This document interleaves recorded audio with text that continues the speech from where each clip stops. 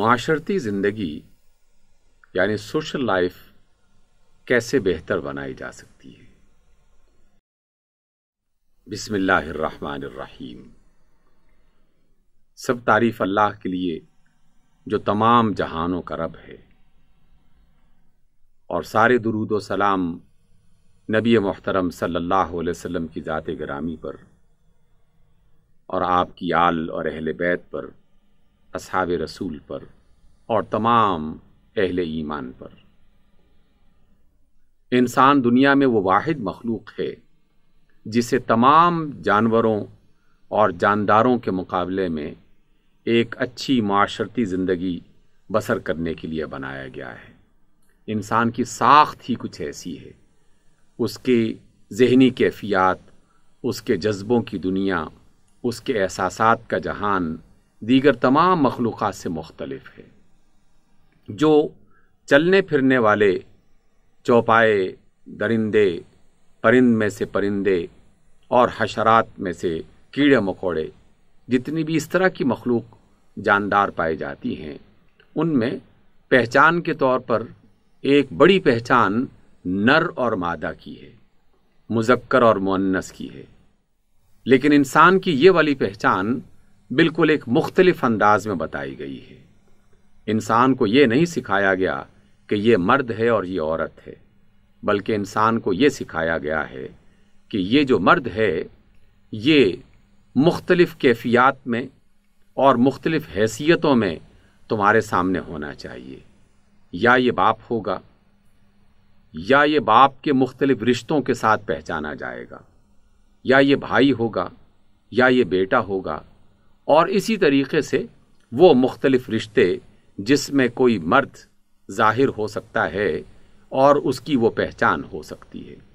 اسی طریقے سے عورت کو عورت کے طور پر نہیں بلکہ ماں کے طور پر، بیٹی کے طور پر، بہن کے طور پر، اور اسی طریقے سے عورت کی مختلف جو پہچانیں ہیں ان کو سامنے رکھتے ہوئے انسانی معاشرے کی ایک پہچان بتائی جاتی ہے، اور انسانوں سے یہ کہا جاتا ہے کہ تم ان تعارفوں کو اپنے سامنے رکھتے ہوئے اپنے معاشرے کی زندگی کو آباد بھی کرو اور اسے ترقی بھی دو۔ جیسے جیسے انسان ان رشتوں کی پہچان اپنے اندر بہتر بناتا ہے، اس کی زندگی بہتر بننا شروع ہو جاتی ہے۔ جیسے جیسے وہ ان رشتوں کو بھولنا شروع ہو جاتا ہے، ویسے ویسے اس کی زندگی خراب ہونا شروع ہو جاتی ہے۔ ان رشتوں کے حوالے سے ان کے باہمی تعلقات کیسے ہونے چاہیے، ان کے آپس کے معاملات کس طرح کے ہونے چاہیے، ان تفصیلات کو جاننے سے پہلے ایک بنیادی بات ہمیں سمجھ لینی چاہیے کہ اللہ رب العزت نے کچھ اصول ایسے بتائے ہیں جو ان تمام رشتوں کے لیے مشترک ہیں۔ سب سے پہلے ہمیں ان کی پہچان کرنی چاہیے اور ان کا لحاظ کرنا چاہیے۔ انسانی معاشروں میں سب سے بڑی پہچان وہ اس کی عزت ہے، اس کا احترام ہے۔ یہی وجہ ہے کہ انسانی شعور میں عزت کو اور احترام کو بڑی اہمیت دی گئی ہے۔ یہ انسان ہی ہے کہ جس کی عزت کو اور جس کے احترام کو ذرا سی ٹھیس پہنچے تو باقی تمام لذتیں ختم ہو جاتی ہیں، ساری محبتیں ختم ہو جاتی ہیں، سارے تعلقات ٹوٹ جاتے ہیں۔ حیوانات سے بالکل ایک مختلف جہان، ایک مختلف انداز کی دنیا۔ کسی بھی حیوان کو بھوک لگے، اسے صرف بھوک کا احساس ہوتا ہے، اور وہ اپنی بھوک مٹانے کے لیے کسی بھی طریقے سے اپنی خوراک حاصل کرنے کی کوشش کرتا ہے، اور اگر کوئی اس کی خوراک دینے والا اسے گالی دے، اسے اذیت پہنچائے، اس کی بے عزتی کرے تو اسے اس بات کا کوئی احساس نہیں ہوتا۔ اسے اگر احساس ہوتا ہے تو صرف اور صرف اس بھوک کا کہ جو اس وقت اس کے اندر موجود ہے۔ وہ اپنی بھوک مٹانے کے لیے اپنی خوراک کسی بھی طریقے سے حاصل کر کے اسے استعمال کرنے کی کوشش کرتا ہے۔ لیکن ایک باشعور انسان اگر بھوکا ہو یا پیاسا ہو یا اسے کوئی حاجت ہو، لیکن کوئی دوسرا انسان اس کی بے عزتی کر کے اس کی حاجت پوری کرنے کی کوشش کرے، اس کی ضرورت پوری کرنے کی کوشش کرے، تو وہ باشعور انسان اپنی ضرورت کو روک لے گا، اپنی حاجت کو روک لے گا، لیکن اپنی بے عزتی اور اپنے احترام میں جو کمی جو کی گئی ہے اس کو برداشت نہیں کرے گا۔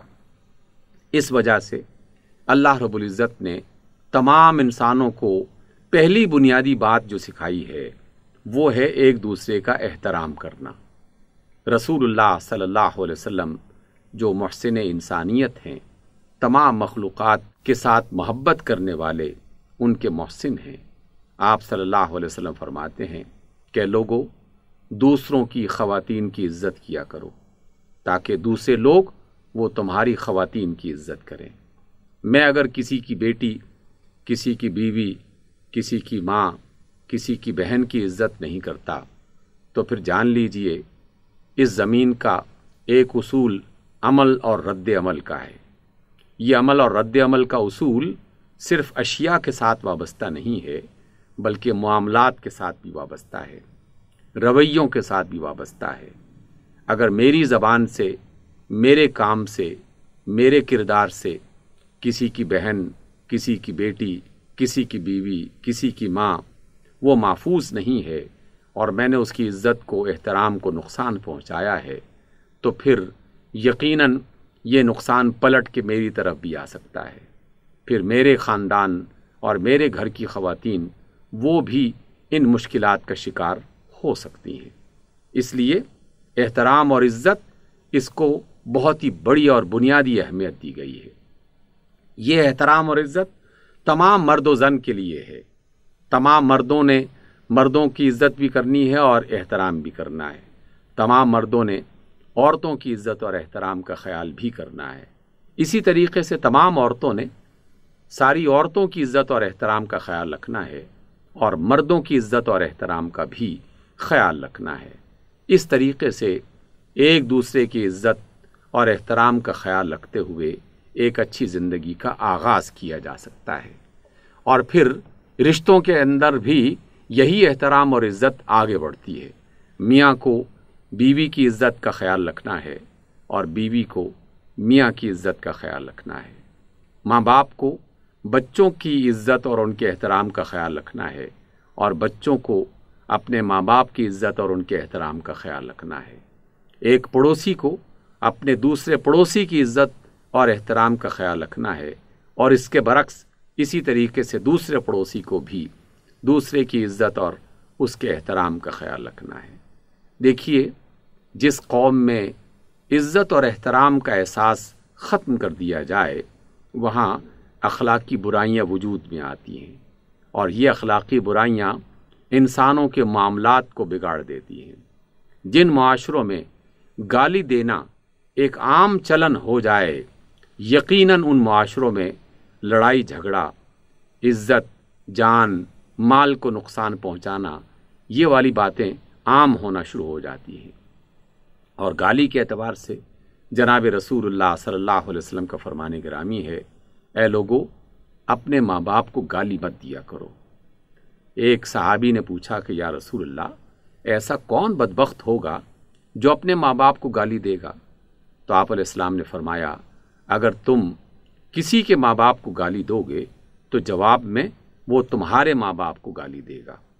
اور یہ عام مشاہدے کی بات ہے کہ اگر کوئی طاقتور آدمی، کوئی بڑا آفیسر، کوئی بڑا فرد جو ہے وہ اپنے ماتحت اور چھوٹے فرد کو گالی دیتا ہے، اس پر اپنے غصے کا اظہار کرتا ہے، اور اپنے طور پر وہ یہ سمجھتا ہے کہ میں چونکہ زبردست ہوں اور میں اس کا سربراہ ہوں، یا میرے پاس طاقت زیادہ ہے، قوت اور اختیار زیادہ ہے، اور یہ میرا نوکر ہے، میرا پابند ہے، اس لیے میرے اس غصے کی بنیاد پر یہ مجھے کچھ نہیں کہہ سکتا۔ حالانکہ یہ گالی دینے والا شخص، یہ برا بھلا کہنے والا شخص، چاہے وہ کتنا ہی بڑا کیوں نہ ہو، اس کا عہدہ، اس کا مال، اس کا رتبہ کتنا ہی زیادہ کیوں نہ ہو، اسے یہ بھول ہوگی کہ یہ کمزور آدمی اور غریب آدمی اس کی گالی کا جواب نہیں دے گا۔